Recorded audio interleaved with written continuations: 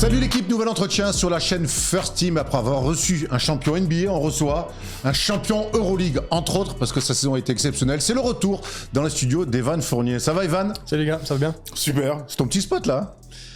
Écoute, je pensais que c'était mon spot, mais vous m'avez pas, Voilà, pas invité. ça commence. Alors, non mais moi je constate, en fait. T'es venu il y a 2 ans, t'as laissé tranquille. Ouais, bah pourquoi vous m'avez pas invité l'année dernière? Parce qu'il n'y avait pas perf en fait, c'est ça. Nous on veut que des MVP ici. Ok, pardon. Voilà. Pas de soucis. Non mais c'est bien tous les 2 ans, non? C'est un pur hasard. C'est pas mal, il y a beaucoup de choses à se dire. Voilà, la dernière fois t'étais vice-champion olympique, là t'es champion d'Europe, t'as gagné l'Euroleague, t'es MVP du Final Four. Tu vois, on a des sourires, il fait beau, c'est plus cool quand même. C'est cool, c'est Mais vrai. tu veux qu'on revienne sur cette demi-finale perdue contre Monaco il y a un an? Non mais sur Et de ce geste obscène dans la finale. On peut y aller, on va revenir sur celui-là. Bon, ça va, t'es content, tout va bien? Ouais, Tu rentres de vacances? Tout roule, top. tout roule. Franchement, ça fait du bien d'être à Paris. Là, je suis un peu en in and out avec la Grèce et la France pour l'instant, mais franchement, tout roule. Bon, on va prendre un petit peu de tes nouvelles, puisque les dernières infos qui sont tombées sur toi, c'est que tu as été forfait pour la première fenêtre de cet été avec l'équipe de France, ouais, parce que tu étais trop fatigué. Comment ça va déjà? Ça va bien, merci, ça va bien. Non, en sortie de finale, j'ai eu Boris et j'ai eu Freddy. Bah, j'ai été honnête avec eux, je leur ai dit que j'ai pas de problème, mais que franchement je suis carbo physiquement mais aussi mentalement. C'était dur je me voyais pas repartir, tu vois, 5 jours après, j'avais plus de jus, donc je préférais faire l'impasse plutôt que d'y aller un peu à reculons et être pas top, tu vois, donc voilà, j'ai communiqué avec eux et voilà. Ils l'ont bien pris, j'imagine. Freddy était déçu quand même. Ouais. Tu sentais que Freddy était un peu déçu, énervé, tout ça. Bon, je le comprends. Après, moi, tu sais, moi, j'ai pas pris mon coup. Hein. C'est-à-dire que quand je m'engage à faire la fenêtre, quand je vois Freddy, on devait être, je sais pas, décembre. Je lui dis que je viens. Bah, je le pense, tu vois. C'est juste que la saison a fait que à ce moment-là, j'étais cramé, quoi. Donc, ça me manque là, par contre. Tu vois, quand je vois les mecs s'entraîner, quand je vois les posts un petit peu sur Twitter, le match de ce soir, ça me manque, je suis pressé de revivre ça. Et du coup, en août, tu vas enfin revenir en équipe de France, ouais, et travailler pour la première fois quelque part avec Freddy Fotoux aussi, puisque toi, ta dernière expérience en équipe de France, c'était avec Vincent Collet, c'était aux Jeux Olympiques. On t'a pas revu en bleu depuis? Non, ça fait 2 ans, c'est long, hein. C'est pour ça que je dis que ça commence à me manquer là. Le numéro 10, là, ça fait longtemps que j'ai pas porté. Revoir les gars, revoir Boris, découvrir le staff. Et voilà, donc je suis pressé. Il y a Pascal Donadieu qui a step up un petit peu dans le... Ouais. On va reparler de l'équipe de France tout à l'heure. Je veux quand même qu'on revienne sur cette saison fantastique. Il y a 2 ans, tu étais là, donc au sortir d'une finale que tu avais un petit peu en travers, mais une belle médaille quand même de vice-champion olympique. Et tu allais signer à l'Olympiakos. Tu partais, je crois, le lendemain de l'Inter. Le soir même. Tu partais même le soir même, donc à Athènes. 2 ans après, on connaît ta carrière depuis que tu es tout petit. Moi, j'ai l'impression que tu vis peut-être la plus belle aventure sportive de ta vie. Je sais pas, c'est dur de classifier. C'est une très belle aventure. C'est quelque chose de. Je vis une expérience humaine exceptionnelle, ça c'est sûr. Et j'ai des beaux challenges sportifs face à moi, donc je prends énormément de plaisir. Comme on avait pu en discuter il y a 2 ans, je savais pas trop à quoi m'attendre. Et au final, je prends un pied énorme. Je suis vraiment épanoui là-bas. Ils m'ont accepté comme l'un des leurs. Et j'aurais fait une énorme erreur de pas faire ce move-là. On se rappelle que t'hésitais même avec la retraite. Ouais, ça se disait. Ouais, c'était en sortie de JO, vraiment, c'était pas clair dans ma tête. En fait, quand t'as une famille, vraiment, les choses changent. Et puis, de l'extérieur, quand tu connais pas, c'est impressionnant de changer de pays, de revenir en Europe, etc. Ça aurait été une bêtise énorme, mais on a clairement fait la bonne décision. Ma femme s'est fait un beau groupe de copines là-bas. Mes fils kiffent, pardon. Et voilà, franchement, on est content. De toute façon, on sent bien que, à travers toutes les images de ton arrivée, on se souvient de cette arrivée. Ouais, c'était dingue. Il y a que les gars qui est turcs qui sont capables de faire ça, faut se dire. Ce qui est arrivé avec des fumis pour un gars qui descend de l'avion. À 1h du matin. À 1h du matin. En semaine. C'était juste les prémices de ce qui allait se passer ensuite, en fait. Une relation incroyable et que, en fait, tout allait dans le sens positif du terme. Pour moi, tout a vraiment. Pour moi, ils ont posé la base avec ça, avec l'arrivée, parce que je t'ai dit, on a fait l'épisode, on a pris l'avion le soir, il devait être 20h, et on arrive à 1h, et tout de suite, il me saute dessus, quoi, mais j'en revenais pas, je n'en revenais pas. J'ai vécu un moment exceptionnel. Et Jérémy, qui était avec moi, Jérémy Medjana, Mais lui, il a dit, j'ai jamais vu ça. Je l'imagine bien, j'ai mis dans la voiture, il filmait tout au milieu. Mais on était là, on dit, mais qu'est-ce qui se passe? Et alors, le soir même, j'ai pas dormi. Mais même pendant une semaine où en fait je découvre tout le monde et bon bah il y avait l'introduction à l'équipe, premier entraînement, médias, etc. En fait pendant une semaine mon adrénaline elle est to the roof et j'ai eu du mal à redescendre. Ouais, à redescendre parce que c'était vraiment la folie et voilà. Et puis maintenant l'histoire a continué. Et maintenant c'est comme ma deuxième maison quoi. Je sais que toi la pression tu t'en nourris et tout, mais quand on arrive quand on a un accueil comme ça assez extraordinaire, est-ce que ça rajoute un peu de oula, faut pas que je me manque? Non, j'ai pas pensé comme ça. Moi, je me suis dit plutôt oula, faut qu'on gagne. Je me suis dit vraiment, okay. il te donne tellement d'amour, de respect, tu sens que c'est un truc profond, c'est pas un truc superficiel. Et du coup, moi, c'est quelque chose qui me rend meilleur personnellement. Moi, c'est quelque chose que j'aime.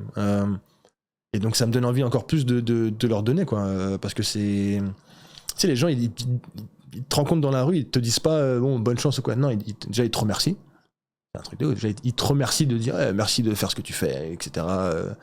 Ils disent pas je suis fan, ils disent je suis Olympiakos. Tu vois, genre c'est un truc qui est assez dingue là-bas, le sentiment d'appartenance qu'ils ont à leurs équipes, parce que c'est pas que Loli, hein, c'est Pana, c'est Aek, c'est Pao qui ils sont vraiment à fond derrière leurs équipes. Et en fait, c'était le but de cette aventure-là, c'était de vivre un truc assez exceptionnel. Et pour le coup, je le vis à fond, quoi. Quand tu vas là-bas aussi, donc pour te refaire mentalement, mais aussi pour te refaire d'un point de vue du basket, parce que mine de rien, t'as vécu les derniers mois de manière très difficile en NBA. À partir de quel moment tu t'es dit, ça y est, là, je me ressens mieux dans mon corps et mieux sur le parquet, tout simplement aussi? Ça a pris un peu de temps, hein. Ça a pris un peu de temps parce que déjà de base, je suis quelqu'un qui, quand j'arrive dans un nouvel endroit, j'aime bien beaucoup observer, j'aime bien prendre la température. Puis c'était un groupe qui se connaissait très bien, je voulais pas arriver, tu vois, tout chambouler. À partir de décembre, je me sentais vraiment à l'aise. Et puis au fur et à mesure que le temps passait, je me sentais de mieux en mieux. Et là, franchement, je me sens comme chez moi. Ouais, t'es arrivé à un pic en fait au Final Four. Enfin, en tout cas, on va dire au printemps plutôt 2026. C'était juste une longue montée en puissance pour arriver à ce pic. Non, ça c'était... Bon, la première saison, déjà, tu parles de décembre 2025. Oui, c'est ça. Moi, je me souviens, même 2024. Ouais, décembre 2024. Décembre 2024. Ouais. Comment ça a performé? Je me souviens au jeu, je te vois, t'es pas à 100%. Non. Alors, t'as ta connaissance, ton QI basket qui te permet de compenser, mais t'es que dans de la compensation. Pour jouer juste, défensivement, j'y vais, mais pas trop. Mais là... Et là, je me dis, bon, Ivan, il est plus à 100%. Tu sors de 2 ans sur le banc des Knicks. Et je me souviens d'un match de Euroleague que je regarde chez moi. Et je te vois des sorties d'écran. Je me suis dit, ah, ok, en fait, ça fait 2 ans qu'en fait, que t'es pas à 100%. Bah écoute, moi, quand j'entendais des experts, des gens parler basket, dire que c'est vrai que je sois sur le banc, etc., il n'y a pas d'impact. Pour moi, je me sentais bien à l'époque. Tu sais, je ressentais pas l'impact de pas jouer. Mais le fait que je sois parti à Olympiakos, que je me suis remis à jouer 30 minutes, je me suis dit, ah ouais, non, c'est pas le même métier. C'est pas le même, enfin, c'est pas pareil, parce que juste dans la façon dont on bouge, en fait, je me suis remis une shape comme avant, quoi, où vraiment tu cours, t'enchaînes les efforts, t'es prêt. Enfin, je veux dire, c'est différent, quoi. Et donc, forcément, quand t'es en saison, surtout en Europe, les saisons sont longues, je me suis ressenti moi-même et ça m'a fait du bien, en fait. Ça m'a vraiment fait du bien. J'ai pris quelques mois à me mettre dedans, surtout qu'après les JO, comme je savais pas ce que j'allais faire, je me suis mis caisse sur caisse. Pardon, attends quoi? Ouais, après les JO, je me suis mis caisse sur caisse, clairement. Je me suis mis caisse sur caisse. Il faut que tu lâches le truc. T'avais un truc à évacuer. Ouais, oui. Ouais. Mais, et puis en plus... À quoi il tourne Evan quand tu prends caisse sur caisse? Écoute, j'étais... tranquillou avec ma femme et des amis, on était à Com, c'était beaucoup de vin. Mais mon premier coup de fil avec l'Olympiakos, T'étais fou? Ah, j'étais raide. En gros, il m'appelle le gars, Nikos, c'est notre GM. Il me dit, écoute, je sentais qu'il y avait une appréhension chez eux, donc il m'appelle en gros, pourquoi tu veux venir que chez nous? Genre, c'est quoi cette histoire? Et donc, on commence à se parler, etc. Et en gros, j'étais en mode, je suis archi motivé. Vous en faites pas, moi ce que je veux c'est gagner, je suis un team player, sauf que quand je lui dis tout ça, je suis raide. T'inquiète pas, si tu me laisses 2-3 m'empêches, je vais mettre du dedans. On était en plein dîner, il y a Bouna qui m'appelle le matin qui me dit, il peut t'appeler à n'importe quel moment, ok, je suis prêt. On va se faire un dîner, c'est le soir, on est à Côme, c'est un endroit magnifique, etc. Sorti, bon bah voilà, on prend du vin, etc. Et il m'appelle un peu tard, et il se trouve que j'étais yam, quoi. Il s'en est rendu compte? Non, mais il l'a su plus tard. Je lui ai dit plus tard, donc il le sait. Il l'a senti ou pas finalement après coup? Ou t'as juste été excellent au téléphone? Mais gros, excellent. On la connaît, ça. Excellent. J'adore. Mais je lui ai rien dit de faux, je lui ai dit juste la vérité. C'est juste que j'étais avec intensité. Avec intensité. Voilà. Ça te rappelle pas un truc à l'Adidas Arena, une interview qu'on fait là? Non, on se met un peu cul au vip à l'Adidas Arena et il nous faut l'interview du Jumbo Tron. Oh putain, les gars, first team. Merde, on dit un chaud patate. Là, Poker Face me dit bravo. Ouais, bravo, on était excellents, mais on était un peu chaud. Bref, revenons au basket, c'est plus intéressant. Tu rentres finalement, tu t'intègres rapidement dans cette équipe-là. Vous faites une super saison. Le but c'est de gagner l'Euroleague. Ouais. Et il y a ce premier échec en demi-finale face à Monaco, une équipe française. Et on te voit à cette scène de fin avec notamment Spanoulis. Est-ce que parle-nous de cette défaite, ce que tu as ressenti à ce moment-là? Bah, j'y croyais pas en fait. J'étais désemparé parce que dans mon esprit c'était impossible qu'on perde. On était meilleurs pour moi. Bref, Monaco a été meilleur que nous sur ce match-là, c'est clair, mais sur l'ensemble de la saison, on finit premier. Bref, je ne voyais pas perdre, quoi. Et puis, voir les fans qui sont venus de Grèce à Abu Dhabi et tout, tu vois, c'était dur, franchement, c'était dur. Et j'étais très déçu, donc voilà. Les émotions ont pris le dessus et c'est comme ça, c'est tout.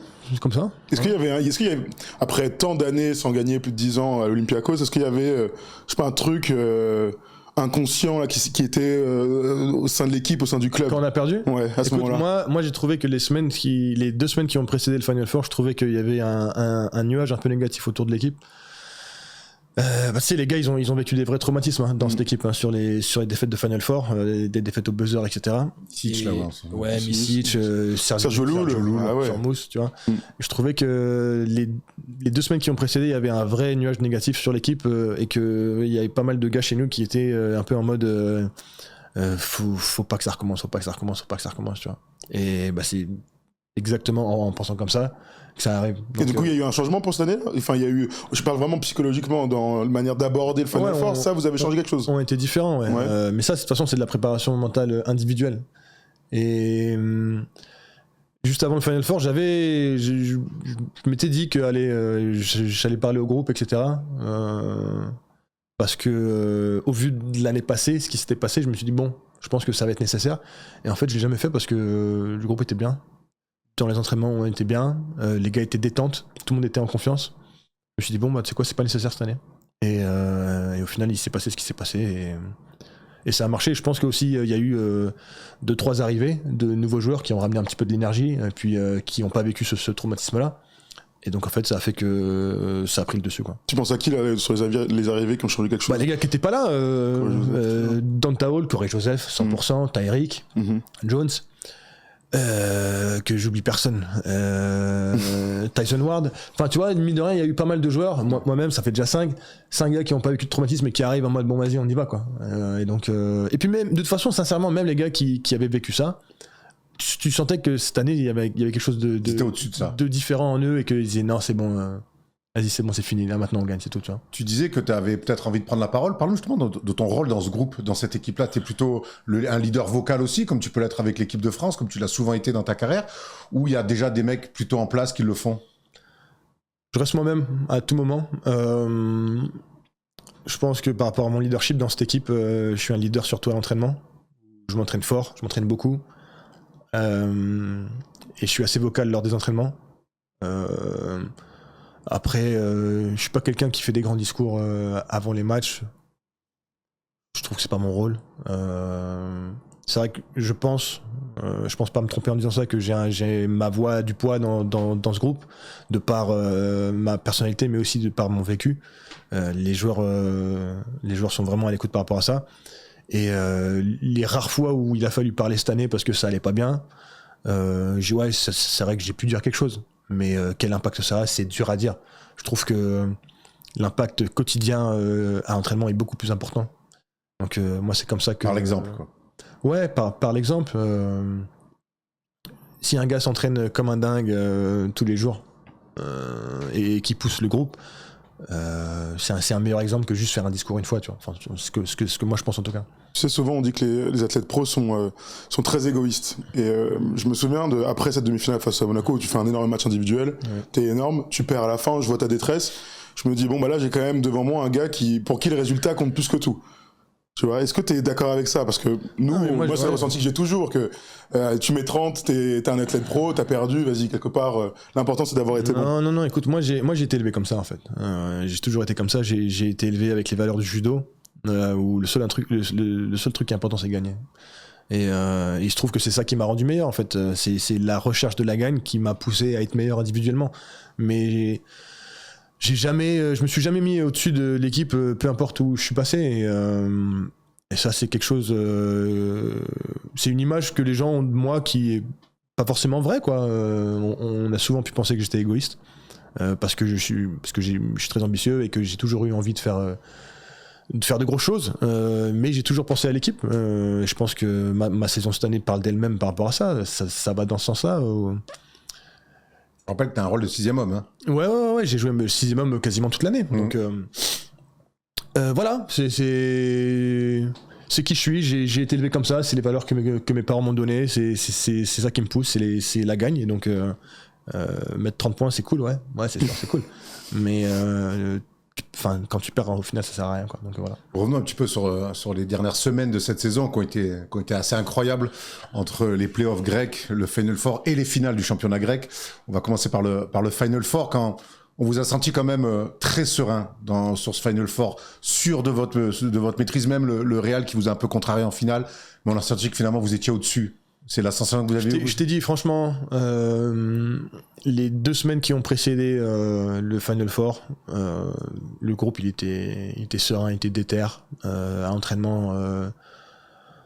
C'était comme d'hab en fait, pas vraiment de changement, juste aller l'entraînement un petit peu plus intense, mais sinon quand on est arrivé pour jouer le Fener, on était bien en fait, on était bien. Et mieux que ça c'est sûr, hein. Belle entame le Fener. On était bien, et puis après aussi il y a le public qui nous a poussé comme des dingues. Vous étiez au match? Non, malheureusement non. Ouais, il y avait une ambiance, enfin, j'ai jamais vu ça. Hein. L'ambiance qu'on a vécue au F4, j'ai jamais vu ça, jamais. Pour le coup, c'était un vrai avantage de jouer à Athènes. Alors c'était pas votre salle, mais c'était un vrai avantage pour vous. Ouais, de ouf. Ouais, de ouf. Après, encore une fois, c'est le genre de situation qui peut se retourner contre toi. Mais c'était un truc de malade mental. Franchement, c'était une expérience extraordinaire que j'oublierai jamais. Et donc, on arrive contre le Fener, et en fait, ouais, on est bien, quoi. On est bien. Et par contre, moi, quand je vois le Real qui passe et qui arrive sans ses bigs, là, je me dis, oh, le match traquenard qui nous attend demain. Eux, c'est soit ils vont faire un all-in sur small ball et ils vont tirer partout. Si ça rentre, on est dans la merde. Et si ils se ratent, on leur en fout 30. Mais ils commencent le match archi chaud. Et là, je me dis, ok, là, il y a game. Là, il y a game ce soir. Et au final, on n'a pas perdu les pédales et on a su rester présent. Voilà. Toi, quand tu attaques ce Final Four là avec l'expérience douloureuse de l'année d'avant, le titre de MVP du Final Four, tu l'as même pas en tête? Ah non, mais je pense jamais au truc comme ça. Ouais. Jamais. Tu l'as senti venir du coup après la première demi-finale, tu te dis peut-être que même pas non plus. Pas du tout. Non, vraiment 0. Je t'ai dit, en plus t'es possédé par l'idée de gagner en fait. Gros, quand tu vois les fans qui te donnent et à quel point ils ont envie d'avoir ce titre, les fans, mais aussi l'organisation, nos proprios, notre coach. En fait, c'est la première fois que je me retrouve dans une situation où j'ai envie de gagner plus pour les autres que pour moi. C'est la première fois que ça m'arrive. Quand j'étais en équipe de France, je voulais gagner avant tout pour moi, tu vois, parce que j'aime, parce que je le mérite. J'ai envie de vivre ces moments, j'ai envie de monter sur un podium olympique, tu vois. J'ai envie de faire ces choses-là. Là, c'est la première fois où j'ai envie de gagner plus pour les autres, tu vois, parce que tu sens que c'est tellement big pour eux, c'est tellement important, ça fait partie de leur vie, hein, tu vois. Donc tu penses pas du tout à ça. 0. Ce qui est fou, c'est que t'as toujours dit dans toutes les interviews depuis maintenant plus de 10 ans où on te fait la gagne. Mais cette Euroleague là, c'est ton premier titre en carrière. Comment? Dans le monde pro. Dans le monde pro, oui. Ah mais ça, par contre, on précise. Non, c'est vrai. Mais ça, c'est quelque chose dont on m'a souvent parlé. Excusez-moi d'avoir pas été champion NBA pendant 10 ans. Non mais nul, franchement, je jouais genre dans une Summer League. Les gars, j'étais en NBA pendant 12 ans. Bah ouais, si t'es pas champion NBA, tu gagnes rien, frère. Bah ok, d'accord. Qu'est-ce que je te dis? Non, mais c'est vrai. Tu vois ce que je veux dire? Victor, il a rien gagné aussi. Hein. Victor, il a rien gagné. Un loser. Non, mais bon, écoute, c'est ça qui est compliqué en fait. Oui, de toute façon, les losers qui gagnent jamais, on connaît. Chris Paul en NBA, c'est un loser. Oui, c'est compliqué. Mais oui, on s'est compris. Mais il n'empêche que ça reste un trophée que tu gagnes, que tu soulèves, t'es MVP. Raconte tous ces moments-là. T'es à Athènes, il y a toute cette fin de NBA compliquée que tu nous avais expliqué, ce choix d'aller à l'Olympiakos. Je sais pas, je me mets à ta place un peu. J'imagine qu'il y a tellement de trucs qui ont dû se mélanger. Écoute, dans ce moment-là où en fait tu termines le match, tu gagnes, c'est comme si tu sais, tous les bruits que t'as dans ta tête, c'est comme si il y a tout qui s'arrête, c'est silence radio et tu profites du moment, tu kiffes, tu profites du moment. C'est un peu moi la comparaison que vraiment qui se rapproche le plus pour moi, c'est quand je me suis marié avec Laura, le soir du mariage, c'était que du kiff et au final j'étais tellement dans l'adrénaline que j'ai pas tant de souvenirs que ça de ce qui s'est passé parce que tout est passé trop vite. Et bah là pour moi c'est pareil. Le match, s'il y a pas les highlights, je me rappelle pas. Okay. La célébration, s'il y a pas les trucs, je me rappelle pas trop. Parce qu'en fait j'étais tellement dans le moment, tellement dans le kiff, tellement dans le plaisir qu'en fait le truc il fuse. Et heureusement bien sûr qu'il y a les reportages, des trucs comme ça, et j'ai des souvenirs, mais tu sais, c'était le vide dans ta tête, un gros moment de sérénité en fait, tu vois. C'était vraiment de la sérénité pour moi. Le problème, c'est que très rapidement, tu dois te remettre à bosser. Horrible. C'est ça dans ton taf, ce qui est relou. Il y a plein de beaux côtés. On a vu les images, la piscine, la night, on imagine que vous avez dû envoyer terrible, parce que derrière. Parce que t'as pas dormi pendant 24 heures et tout ça. Voilà, mais en plus, il y avait tout ça. Faut savoir que la parade, on la termine à 8h du matin. On la termine à 8h du matin. Il y avait 100 000 personnes dehors à 7h du matin.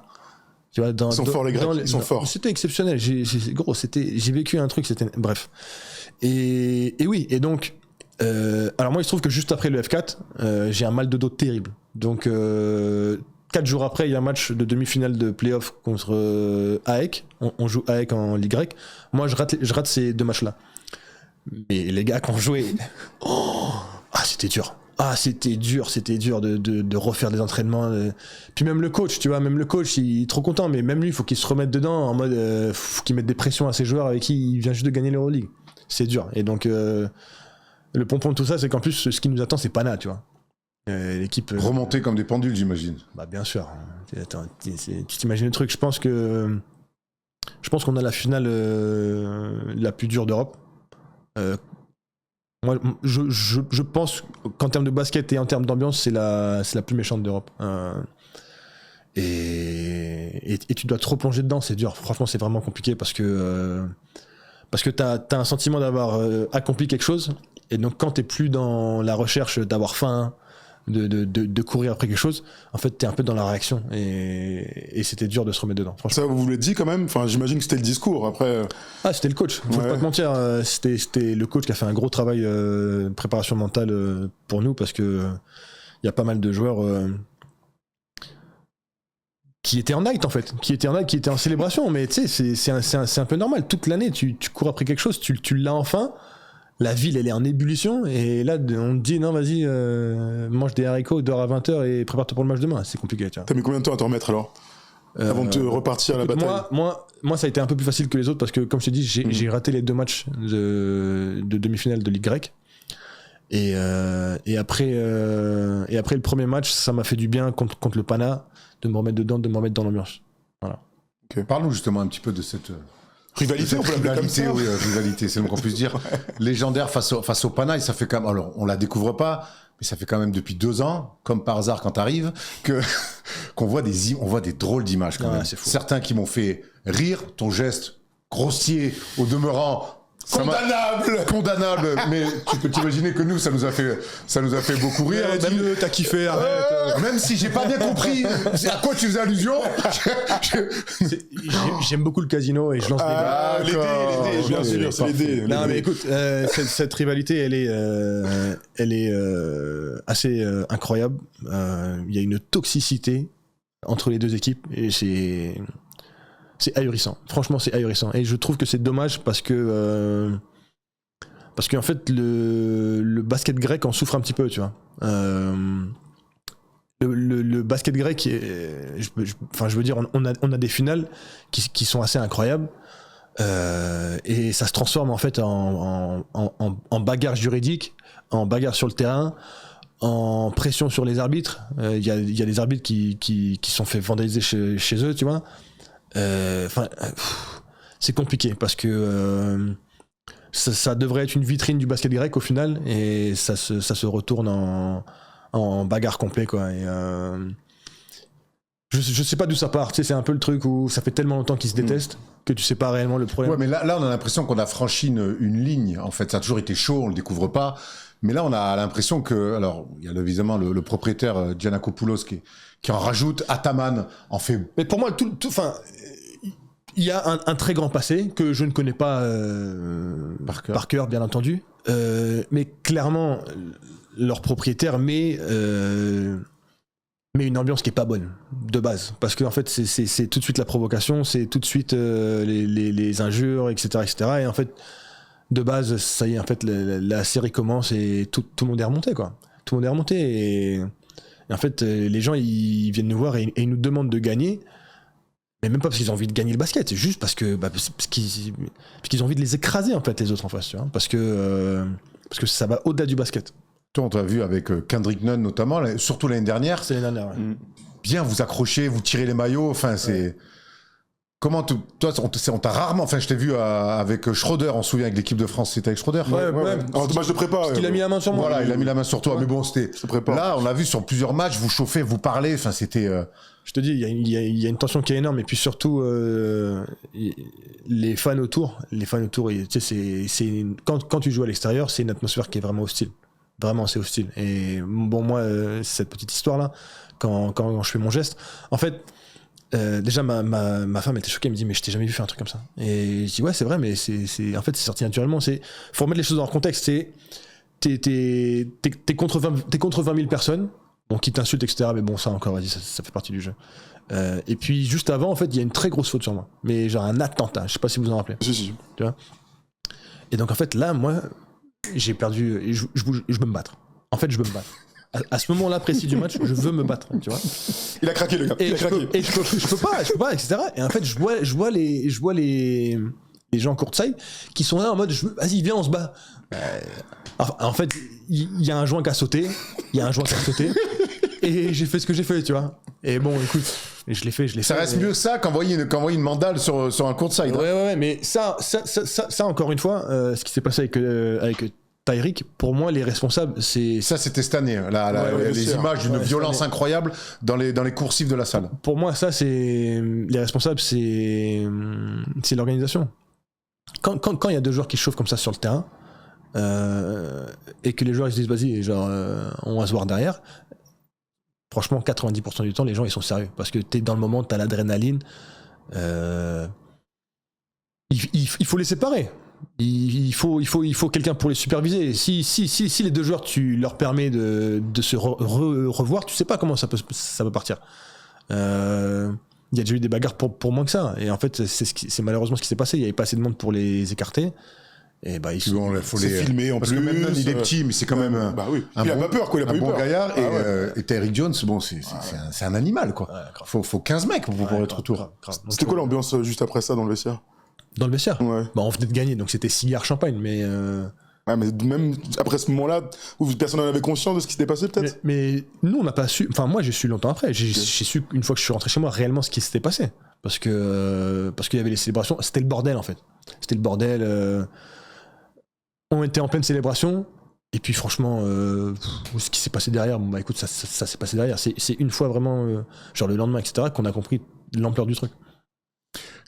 Vous les tapez, depuis que vous êtes à Athènes, vous les tapez souvent. Je crois que tu as déjà perdu contre le Panathinaikos. Oui, mais alors ils nous ont battus 2 fois en finale de Cup. Ok. Et on a dû perdre une fois en Ligue grecque là-bas chez eux, mais c'est vrai que sinon... Tous les gros matchs. En ce moment, on est plutôt bien. Ouais.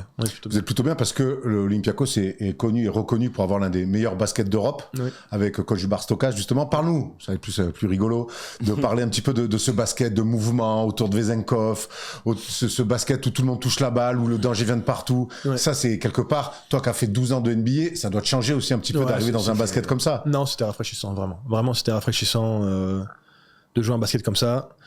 De sortir un peu de l'isolation que j'ai pu connaître à New York. C'était plaisant. Tout le monde touche la balle. Le coach prône vraiment le mouvement du ballon. Il y a des systèmes qui sont mis en place pour que les joueurs aient plusieurs options sans ballon tout le temps. Il a un système offensif qui est très poussé. Franchement, je vais pas te mentir. Offensivement, le gars, c'est très fort. T'as été bluffé quand t'es arrivé à ce point-là ? Vraiment, tu t'es dit là, j'ai face à moi quelqu'un qui... Pas au début. Alors, j'ai des gens sérieux dans leur métier, quoi. Non, mais... enfin, c'est... En fait, comme je t'ai dit, moi, j'observe beaucoup. Donc, au début, il y avait beaucoup de choses à intégrer. Et une fois que j'avais vraiment compris comment tout se passait, là, je me suis... Puis même, comment il réagit face à différents scénarios défensifs, etc. Des séries de playoffs. Tu sais, voilà, c'est pas juste en 2 semaines, tu dis, ah, le gars est fort. Non, c'est au fur et à mesure... franchement, offensivement, ce qu'il propose, comment il lit, comment il prépare ses équipes à jouer, ses ajustements offensifs, franchement, c'est vraiment fort. Il y a 2-3 tips qu'on peut amener dans l'équipe de France ? Pardon ? 2-3 tips qu'on peut amener dans l'équipe de France ? 2-3 plays ? Freddy m'a dit qu'il nous regardait beaucoup et qu'il était pas un fan, mais qu'il aimait beaucoup coach Barstokas et la façon dont l'Olympiakos jouait. Donc ouais, je pense qu'il y aura des similarités. Enfin, je sais pas. Vous avez un point commun avec Freddy, c'est qu'il y a 2 Coupes d'Europe à gagner, enfin 2 grandes Coupes d'Europe à gagner. Tu en as gagné une, Freddy en a gagné une cette année. Ouais, j'étais vraiment contre. C'est dommage qu'il monte pas. Franchement, c'est dommage qu'il décide de pas... Ou pas, hein, parce qu'il faut l'assumer derrière. Hein. Écoute, moi j'ai ma vision de joueur. Pour moi, tu te donnes les moyens de gagner une belle Coupe d'Europe, l'Eurocup. Tes joueurs en chient toute l'année, tes coachs t'en chient toute l'année. Il faut que tu reward tes joueurs et ton club pour monter. Ce sera sûrement dur l'année prochaine, c'est pas grave. T'as gagné, t'as le droit d'y aller, vis le truc. Vois comment ça se passe, vois le niveau, vois ce que c'est, vois les plus belles ambiances, parce que t'es un club qui veut monter, vois comment ça se passe. Je trouve que c'est une mauvaise décision qu'ils ont pris. Du coup, je pense qu'ils ont plein de joueurs qui se barrent du coup. Pas mal, ouais. C'est normal, les joueurs, en fait, ils ont fini un jeu, ils veulent en entamer un autre. Ouais, du coup, tu te dis, pourquoi je resterai en fait? J'ai plus rien à gagner ici, parce que de toute façon, on pourra pas aller plus haut que ça. Donc, moi, je trouve ça dommage. J'aurais aimé les voir en Euroleague. Après, si on se dit toujours la même chose, évidemment, si on met de côté l'aspect financier qui est ultra important, est-ce qu'un club a intérêt d'aller dans une ligue dans laquelle elle va perdre, je sais pas, 80% des matchs? Il y a quand même toujours ce truc-là. C'est déjà la question. Il y avait déjà un problème de salle. Hein. Oui, ils voulaient absolument jouer dans leur salle et la salle rentrait pas dans les normes, charges de l'Euroleague. Bon, admettons, si on parle que de sportif, tu vois, il y a aussi ça, c'est qu'à un moment donné... déjà, tu sais pas comment ça va se passer. Non, c'est sûr. Alors, de 1, tu sais pas comment ça va se passer, et puis, de 2, vois le niveau. Comment tu peux progresser en tant que club, en tant que joueur, en tant que même coach équipe, si le niveau supérieur, tu le connais pas. Là, t'as une chance de le tester, le truc. Vas-y, va tester, va voir. Et puis, si tu te prends branlé sur branlé, tu vas progresser. Tu vas dire, ok, contre les grosses équipes, ça marche pas, ça marche pas, ça marche. Enfin, moi, en tout cas, c'est ma vision. Voilà. On va revenir un petit peu à l'Olympiakos. Juste pour finir avec le Pana, il y a Mousfal, cette année, qui revenait de blessure. Ouais.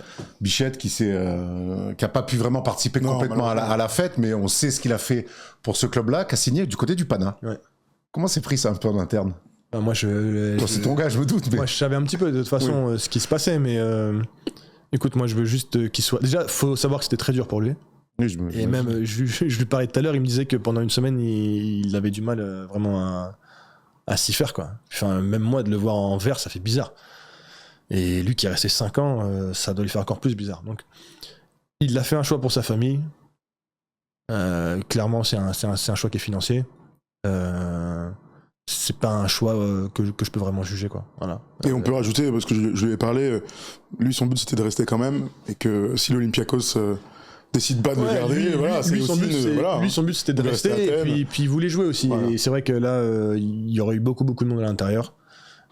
Écoute, il y a des gens qui sont capables d'assumer ce changement-là, d'autres non. J'espère pour Mousse que ça se passera bien, voilà, c'est tout. On va juste le voir sur le terrain. Et d'ailleurs, Mousse, évidemment, tu es le bienvenu, on a déjà discuté, évidemment. Mais dès que t'es sur Paris, tu viens. Et puis on imagine que la vie à Athènes a l'air très douce. D'ailleurs, si vous allez en week-end à Athènes, il y a une eSIM parfaite pour vous, c'est avec Célie que ça se passe. Saily est le partenaire de cette vidéo. Et si comme nous, tu as un voyage de prévu, eh ben ça va forcément t'intéresser. Saily, c'est une eSIM qui va t'éviter de passer 1 heure dans un aéroport à l'étranger à chercher une SIM physique comme un touriste qui a connu tourner manège. Avec Saily, tu as une carte SIM dématérialisée que tu installes directement sur ton téléphone avant de partir. Sur l'application, qui est vraiment, mais vraiment très simple, tu choisis ta destination, ton forfait et en 2 minutes, dès que tu atterris, le réseau s'active tout seul. GPS, WhatsApp, tout fonctionne immédiatement, 0 fil d'attente et surtout 0 hors forfait surprise. Tu as plus de 200 destinations disponibles et pour chaque voyage, tu changes juste de forfait en quelques clics. Si ça t'intéresse, télécharge l'appli Saily et utilise le code FT15 au checkout pour 15% de réduction sur la première eSIM. On vous met le lien en description et en commentaire épinglé. Tiens d'ailleurs, en parlant d'Athènes, bon, ça fait 2 ans que tu y es, on voit que tu es maintenant plutôt bien installé. Quand est-ce qu'on déboule, nous? Ah ouais. Maintenant que j'ai gagné. Maintenant, non. C'est ok de venir. Oui. C'est ok de venir. Ah, ok, d'accord. On va venir, je pense. Mais il est fou, celui-ci, en fait. Mais laisse-le, il est. Genre, nous, on est comme ça. T'as pas compris, c'est un Algérien, t'as pas compris. On se connaît comme ça, laisse-le tranquille. On se connaît depuis plus de 10 ans. Et genre, on vient que quand ça brille. Ah, moi, je constate, c'est tout. Non, il paraît que comme il fait moins chaud à Athènes qu'à Paris maintenant, on se dit qu'on va peut-être aller dans les villes où il fait bon, là. Voilà, chez Écoute, toi.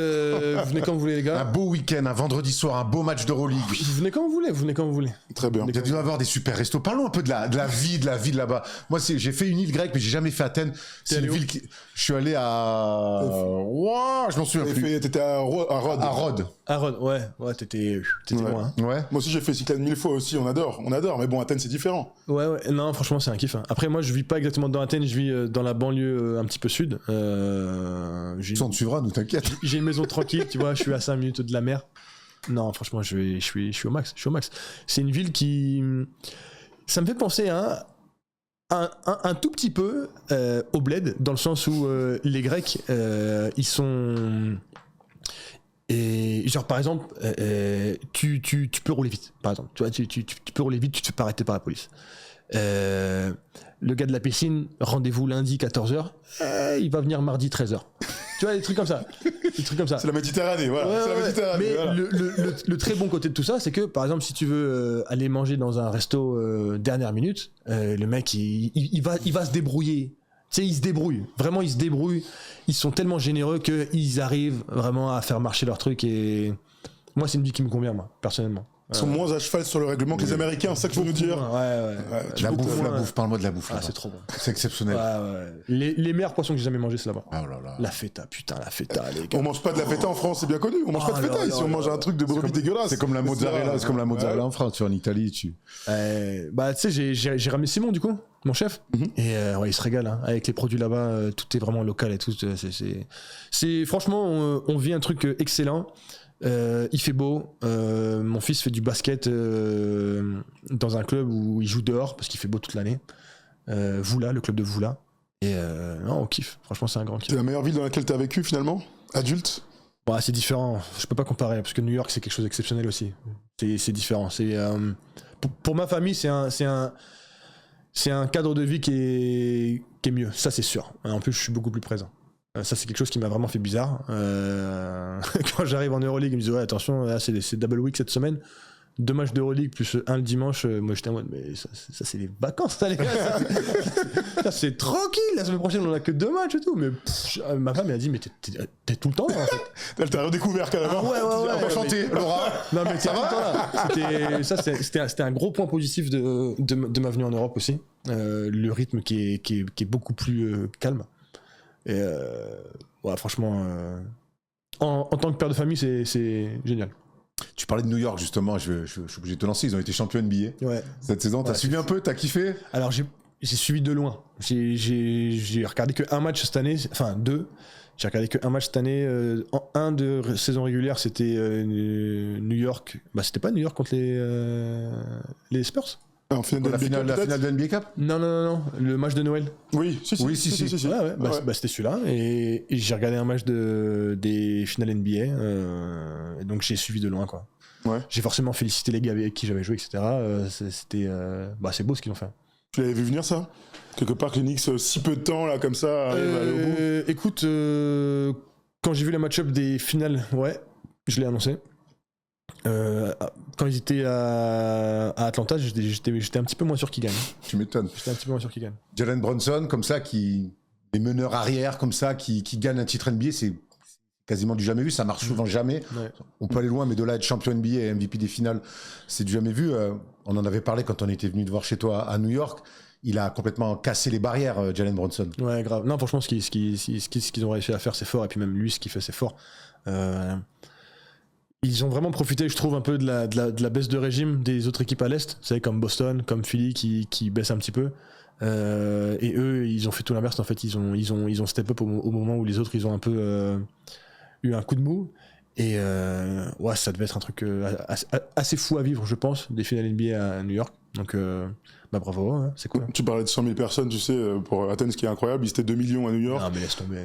On a eu Mo Diawara qui est venu là il y a quelques semaines maintenant, il nous a dit, évidemment, il a jamais vu ça, normal, mais personne n'a jamais vécu ça, de toute manière, à New York. Non, c'est difficile de... Enfin, les New-Yorkais, ils ont un rapport à leur ville. Après, il y a énormément de nouveaux fans de New York aussi, hein. Attention. On les connaît. On les connaît. Mais non, c'est difficile de raconter New York comment c'est, en fait, parce que le Madison, on me demande à chaque fois si c'est pas l'aréna la plus bruyante, mais il y a un truc dans cette aréna, tu vois. Et je trouve que New York, c'est pareil. Donc, ouais, c'était lourd. Tu peux nous dire un petit mot sur Victor, du coup, puisque tu sais, à Victor, le problème, c'est que tout est toujours annoncé. Mais le fait d'aller en finale NBA à 22 ans pour son premier run de playoff... Mais le run qu'il a fait, c'est exceptionnel déjà. C'est bien sûr qu'il doit être déçu, etc. Mais en vrai, c'est son premier... Tu vas pas être champion NBA sur ton premier run de playoff. Franchement, c'est... T'es pas loin, hein. On y a cru, hein. Ils étaient favoris en finale, hein. Ah ouais. Pour qui ? Pour les bookmakers et tout ça, pour le somme des gens. Franchement, non. Déjà, moi, je te jure, c'est vrai. Quand j'ai vu comment ils ont célébré leur victoire contre Oklahoma, j'ai dit, c'est mort. C'est mort. Bien souvent, ça. C'est mort. Ouais. Et c'est pas une question de tu te relâches ou quoi. C'est juste que, en fait, quand t'as un pic émotionnel comme ça, pour redescendre et se remettre vraiment au sous-sol, là, dans les caves où c'est noir et il faut grind, tout ça, c'est en 4 jours, c'est impossible. C'est impossible. Il te faut 2-3 semaines. Ils ont eu un pic qui est trop... Et à juste titre, hein, ils battent les champions en titre, ils vont en finale NBA, ils ont tous 20 ans, ils sont super contents, c'est normal. Mais New York, ils étaient là derrière comme des chiens, tu vois, affamés. Et dès que j'ai vu ça, c'est mort. D'ailleurs, les 2 premiers matchs des finales NBA vont dans ce sens-là. Ils sont rattrapés 2 fois à domicile. Ouais, et puis même, je pense qu'au-delà de ça, pour avoir vu un match, plus les résumés et avoir un petit peu parlé à pas mal de monde, je pense qu'ils proposent un jeu qui est un peu compliqué dans le sens où tu vas être obligé à un moment donné de faire un peu plus de demi-terrain et moins un peu de free-flowing offense, tu vois, d'être un peu plus délibéré dans tes choix tactiques offensifs sur qui tu veux faire marquer, etc. C'est pour ça qu'ils sont capables de faire des énormes runs dans un sens comme dans l'autre, en fait, parce que quand tu joues random comme ça, tu permets aux autres de garder leur rythme, en fait.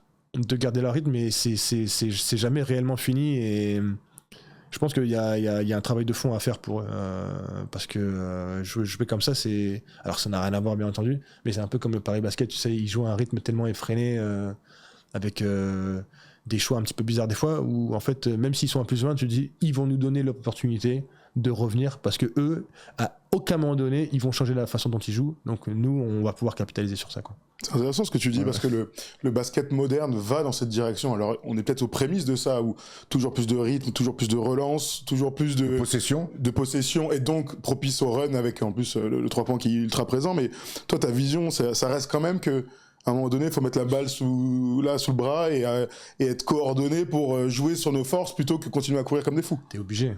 T'es obligé pour avoir le contrôle du tempo. C'est super important. Je pense que l'image qui illustre ça parfaitement, c'est quand De'Aaron Fox il va faire son layup. Alors, je comprends qu'il est rapide, etc. Mais en fait, t'as juste à faire ça, tu vois. Tu laisses couler 5 secondes et le match il est fini. Le match est fini, tu vois. Et après, c'est un basket que tu dois faire aussi toute l'année. C'est pas que t'arrives en playoff et tu changes, mais t'es obligé d'ajouter une corde à ton arc.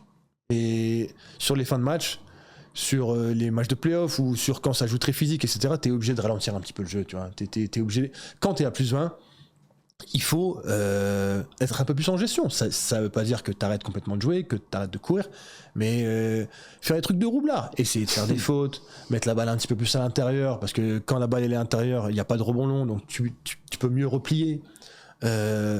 Arrêter de faire des passes risquées parce que tu feeds le jeu rapide adverse, etc. Tu veux vraiment casser un peu un rythme. Et si tu le fais pas, bah en fait, tu t'affiches un peu, tu te mets en danger.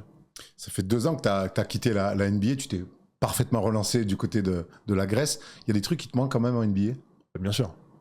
Bien sûr. Le truc numéro 1, c'est jouer contre les meilleurs. Ça, c'est le truc, c'est le seul truc qui me manque. Jouer en NBA, ça me manque pas. Le seul truc qui me manque, c'est jouer KD, jouer Kyrie, jouer James Harden, jouer ces gars-là. C'était trop lourd. Franchement, c'était trop lourd. C'était un grand kiff de pouvoir faire la compétition contre vraiment les meilleurs du monde. Le reste, non. Franchement, le reste, je suis comblé là où je suis. Voilà. Bon, pour jouer les meilleurs du monde, il te reste plus qu'une chance. Ouais. C'est l'équipe de France, c'est la Coupe du Monde, et c'est les Jeux Olympiques. Bam, bam, bam, on y arrive. Il est bon. On y arrive, c'est un métier. C'est une transition. L'équipe de France, c'était des belles transitions. Ouais, on progresse. Et justement, on va ouvrir le chapitre de l'équipe de France et du sélectionneur Freddy Fotouk. C'est quoi ta relation avec lui? Je sais que cette année, il est venu jouer en Grèce en Coupe d'Europe. Tu l'as invité à manger. Ça, je sais que c'est les infos que tu dis, mais comment tu connais? Mais vous avez mangé ensemble. Parlons un petit peu de ta relation avec Freddy Fotouk, parce que vous n'avez pas encore travailler ensemble quelque part. Non, bah écoute, Freddy, ça fait 2 fois que je lui dis que je viens pas, donc peut-être qu'il pense que je l'aime pas ou quoi. Mais non. Dis-lui que tu l'aimes ici. Écoute, c'est vrai que Freddy a joué contre Panionios, qui est dans la banlieue d'Athènes. Donc on s'est capté le lendemain du match. On a mangé, on a pu échanger. C'était cool. C'était cool de faire sa rencontre, de pouvoir parler de l'équipe, etc. Et bah donc je devais finalement rencontrer le staff là en juillet, ça s'est pas fait. Donc j'espère pouvoir le faire en août. Et puis en vrai, tu connais pas quelqu'un tant que t'as pas vraiment joué pour lui, donc j'espère avoir l'occasion de le faire. Est-ce que vous parlez de jeu dans ces rendez-vous-là? Est-ce que vous parlez de basket, de terrain dans ces quand vous non, pas du tout. Franchement, non, c'est plus. Tu parles un petit peu déjà de la campagne dernière lors des championnats d'Europe, comment ça s'était passé. Il avait vraiment une bonne énergie, il me donnait son ressenti, comment il voyait un petit peu l'équipe, etc. Mais tu parles pas vraiment de terrain, de système, de fond de jeu, tout ça. C'est trop tôt et puis ça a pas de sens, quoi. Je trouve que ça c'est quelque chose qui se fait sur le terrain quand tous tes joueurs ils sont là, quoi. Donc voilà. En tout cas, Freddy a dit que le capitaine maintenant c'était Rudy Gobert. Ouais. Rudy est donc capitaine de l'équipe de France. Bah écoute, faut croire. Non mais écoute, c'est bien. De toute façon, moi ça make sense. Je pense qu'il faut. Et je fais pas du tout nageur à Gershon quand je dis ça. Mais Rudy, c'est l'ancien du groupe, quoi. C'est l'ancien du groupe. Et en plus, Rudy, il a un peu une présence de force tranquille. Donc je suis content pour lui. C'est une belle reconnaissance. Il a jamais eu l'occasion de le faire. Je suis sûr que c'est quelque chose qui prend à cœur. Et voilà. Comment tu te projettes, toi, du coup, avec l'équipe de France? Parce que c'est vrai qu'il va falloir que tu sois dans cette équipe-là avec la Coupe du Monde qui arrive en 2027, potentiellement les Jeux Olympiques en 2028 aussi, parce que tu te fais de moins en moins jeune. Est-ce que c'est 2 objectifs que tu as cochés, ça? Alors, vous m'invitez que quand je gagne, et en plus, vous dites que je suis vieux. Mais disons que t'es pas jeune. Il a dit de moins en moins jeune. C'est bien dit, hein. Evan, moins en moins jeune. Chaque jour, on est de moins en moins jeune. T'as pas encore de poils blancs, mais des poils rouges. Si, j'en ai. Tu vois, voilà, ça commence. Je commence à en avoir. Bande d'amateurs, vous êtes des enfants pour moi encore. Comment je vois le truc, tu dis? Ouais, je sais pas, c'est 2 énormes échéances. Après, il y a peut-être un Euro après, en 2029. Ouais. Mais du coup, il y a quand même des belles choses qui arrivent avec l'équipe de France, avec une nouvelle génération. Toi, tu peux avoir ce rôle-là d'ancien et d'expérimenter avec... Oui, possible. Non, mais il va s'énerver encore. Je vais me barrer. Attends, Nico Batum est arrivé à NBA, c'était un minot, il est parti aux Jeux Olympiques, c'était un OG, c'est comme ça que ça se passe. Non mais écoute, moi comment je vois le truc, pour moi j'ai encore beaucoup à donner sur le terrain. Et je pense que une des faiblesses du groupe qu'il y a eu l'année dernière, c'est qu'il y a eu trop de nouveautés d'un coup et que du coup ça déstabilise pas mal. En fait, t'es obligé d'avoir, je pense, une forme d'équilibre. Et c'est là où je pense que quelqu'un comme Rudy, quelqu'un comme moi, on peut apporter, tu vois. On peut apporter notre savoir à cette équipe sur le terrain, mais aussi en dehors, parce que les compétitions FIBA, c'est pas que le terrain, c'est aussi il faut vraiment comprendre le côté mental de ces compétitions où en fait les matchs coup près c'est plutôt pareil, et il y a un switch qui doit se faire sur l'appréhension des matchs et comment tu abordes ça, et pour moi on a potentiellement une belle équipe, mais il faut la construire. Après, vous en avez profité, vous, dans votre super run 2019-2024, vous avez pris le pouvoir, le fait qu'il y ait Nico encore, qu'il y ait Nando, etc. On a senti que de toute façon l'équipe de France c'est toujours un truc d'affiliation. Là c'est de filiation plutôt. Là c'est un peu à votre tour. Alors avec des rôles sur le terrain, j'ai parlé de Nico et Nando, c'était le cas, mais nous on a l'impression aussi que notre équipe a besoin que vous soyez là. En plus t'es MVP, tu fais l'effort de Euroleague, donc il n'y a pas d'excuse pour le coup, t'es pas cramé donc. Nous ce qui était cool c'est que en fait, alors il se trouve que Thomas, Rudy, moi-même, je sais pas si j'oublie quelqu'un, non, on arrive tous les trois en 2014. Bon, allez, Tom était en 2013, mais il jouait pas. Donc en vrai, on commence vraiment notre campagne et notre carrière en équipe de France 2014. Et pendant toutes ces années, en fait, c'est-à-dire 2015, 2016, même 2017, on a été un peu couvé par Boris, par Flo, par Mike. Et donc en fait, c'est quelque chose qui grandit en toi et tu accumules de l'expérience, tu vois comment ça se passe, tu fais des résultats, tu apprends beaucoup. Et ensuite, après, on est passé dans un autre cap où vraiment les deux anciens, c'était surtout Nando, c'était Nico. Et maintenant c'est vous. Maintenant c'est pas moi qui l'ai dit. Hein. Non, c'est un peu un autre tour comme tu dis. C'est vous qui l'ai dit. Oui, c'est à vous. C'est vrai. C'est un peu un autre tour comme tu dis, et donc c'est juste la nature des choses. Et bon si le coach veut bien de nous, c'est vrai que je pense qu'on a un gros rôle à jouer, parce que il se trouve qu'il y a beaucoup de jeunes talentueux qui n'ont pas encore vécu vraiment de grosses échéances comme ça, et on aura besoin de tout le monde pour pouvoir faire une belle perf. Mais voilà, il y a du boulot. Les JO 2028, j'en avais parlé avec toi il y a quelques années, tu m'as dit peut-être le 3-3 ça me ferait kiffer. Bon, j'imagine que c'est plus du tout d'actualité, mais est-ce que les JO 2028 c'est un truc que t'as coché dans tes... Ouais, je veux le faire, ouais, bien sûr. Ah voilà. Ouais, bien sûr. Coupe du Monde 2027, mais Coupe du Monde 2028, Evan Fournier est disponible. J'y pense pas dans le sens où il faut se qualifier déjà. Oui, bien sûr. Non, mais... mais c'est vrai qu'il y a une qualif qui va être difficile, on rappelle, 2027, les deux meilleures nations européennes. Et après TQ sinon, donc c'est chaud. C'est chaud. Bien sûr que c'est chaud. C'est pour ça, ça me gonfle un peu la façon dont on parle tout le temps. France va taper les USA 2028. Gros, faut qu'on se qualifie déjà. Faut qu'on se qualifie. Même si on se qualifie, il y a des très grosses équipes à côté. Déjà, le Canada, moi, c'est une équipe, ils vont vouloir nous écraser à chaque fois qu'ils nous croisent. Comme ça. Coach Herbert, là, le coach allemand qu'on a battu aussi, ils nous regardent tous comme ça, là, tu vois. Donc, c'est vrai que si on rejoue le Canada, il y aura double revanche. Hein. Gros, bien sûr. C'est une belle maintenant. Non, mais je veux dire, il y a beaucoup de pays performants. Nous, on a une belle équipe, c'est sûr, mais cette équipe, pour l'instant, elle se connaît pas. On n'a aucun vécu ensemble. Et puis, il n'y a pas de continuité. C'est ça que je te dis. Il y a quasiment pas de continuité parce que, en vrai, des joueurs de Tokyo, de Paris, à qui Victor, Gershon. Bilal. Mais genre on est 3-4 quoi. Ouais, absolument. Même pas la moitié de l'équipe en tout cas. 3-4. À peine la moitié. 3-4 nouveaux staff. Mathieu. C'est très peu. Ouais, c'est vrai. Voilà, c'est la moitié de l'équipe. Un peu moins la moitié, on va dire. C'est un gros changement quand même, tu vois, c'est vraiment un gros changement. Il n'y a pas une continuité dans le sens où on sait déjà comment on va jouer, on connaît déjà nos plays, notre système défensif on le connaît, et voilà, il faut repartir de zéro. Et donc on a un gros boulot à faire. Donc déjà, au mois d'août, on espère voir tout le monde. Oui. On n'a pas beaucoup d'instants pour se préparer à la Coupe du Monde 2027. Hein. Non, mais de toute façon, écoute, les fenêtres là, ce sera important dans le sens où il faut se découvrir.